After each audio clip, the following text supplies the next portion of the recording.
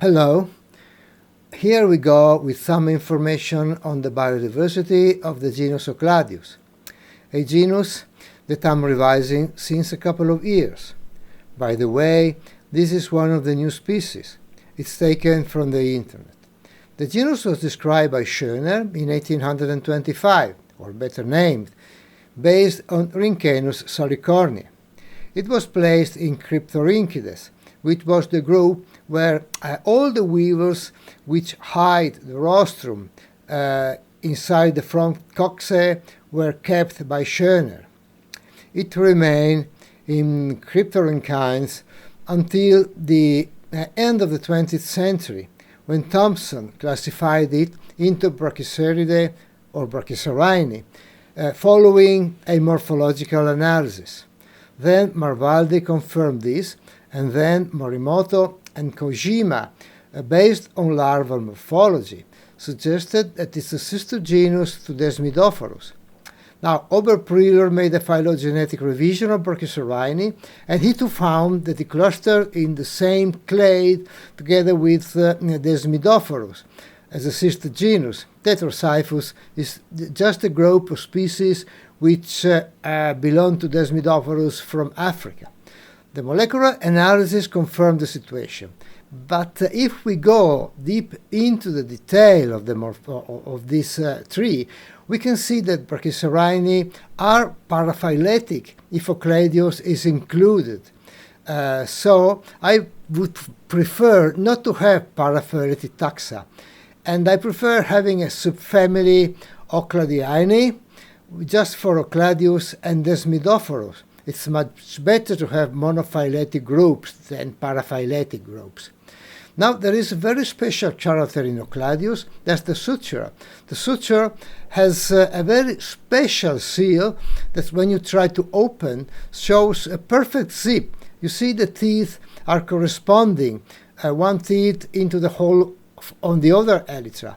So this is identical to our zip. Nature has discovered much earlier than us something that we are using every day. Desmidophorus doesn't have the same, but there is still at the same position in the suture a special structure. It doesn't have a zip. The Desmidophorus are winged, whereas Ocladius are wingless. So here we don't have a zip, but there is a strong tooth which is on the left elytron and enters into the right elytron, so going inside. The distribution of Ocladius is in the Old World. The species from the Palearctic area are all feeding on cenopods, whereas all the species from the tropical Africa and from Madagascar have a very broad range of host plants, including cenopods, but also feed on Fabaceae. Many species are on Fabaceae, and then apparently also monocots and so on. Now the range is a bit broader. It includes also Senegal. Taxonomy, there are about 100 species that have been described, 70 of which belong to the tropical Africa and Madagascar. A few of these species actually were not Ocladius. The descriptors made mistakes. For example, Ocladius fasciculatus is a synonym of Cycloteres phallax, and then there are Cryptorhynchini and so on. Nobody ever noticed the seal in the suture, which is absolutely a typical character for Ocladius. If they don't have the seal, they are no Ocladius. So Palearctic species are more or less pretty well known nowadays, whereas all the species from eastern and tropical Africa and Madagascar have been studied very, very incompletely. There is no key, there are almost no illustrations in the original descriptions, and to be added, adding the confusion is the fact that in the early 19th century, the origins of most South African species were indicated as Cap B. Spey, that's Cape of Good Hope, or Caffraria. Cape of Good Hope or Caffraria mean respectively most of southwestern Africa and southeastern Africa. So it's impossible to know where they were coming from, and also the description were not particularly good. So recent research allowed to find a very large number of taxa, far exceeding the number of described species, but it's impossible to identify them.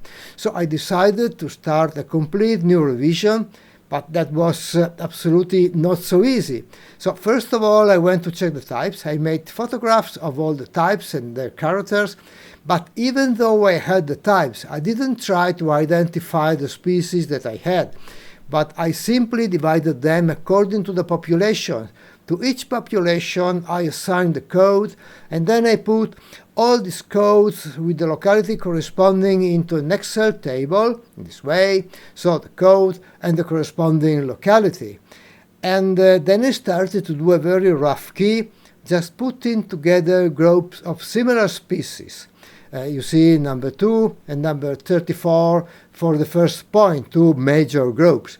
And with this preliminary key, I listed all the species in an Excel page, as you see here, and put the 2 alternate. Oh, go back, sorry.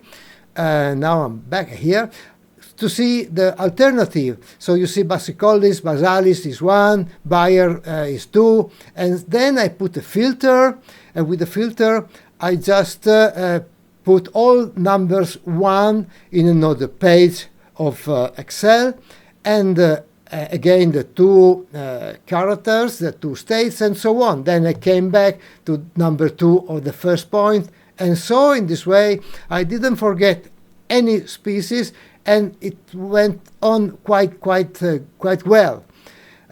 This is the final key. You see from number 34 of the first duplet, I am now at 110. And each time I reach a species, I redescribe it, describe it. But in the key, in the final paper, I will have the key like this. All the alternative will have a photograph.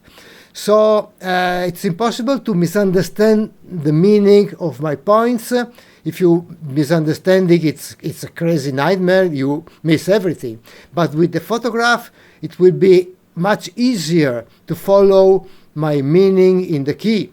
For all the points, it will be done like this.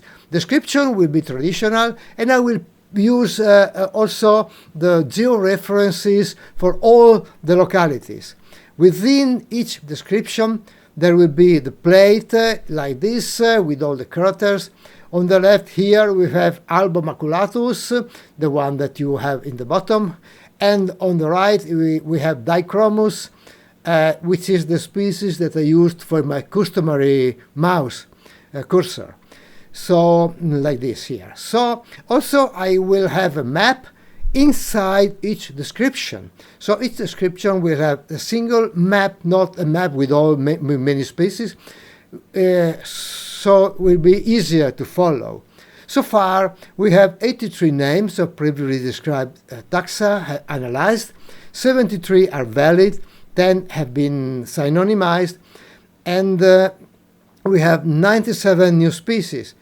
There are 18 names that have yet to be analyzed, along with a relatively large number of specimens that are belonging to new species. You see now we are at point 169, and I suppose that at the end I will be probably at point 250, something like this, maybe even more, and probably with at least 130 new species.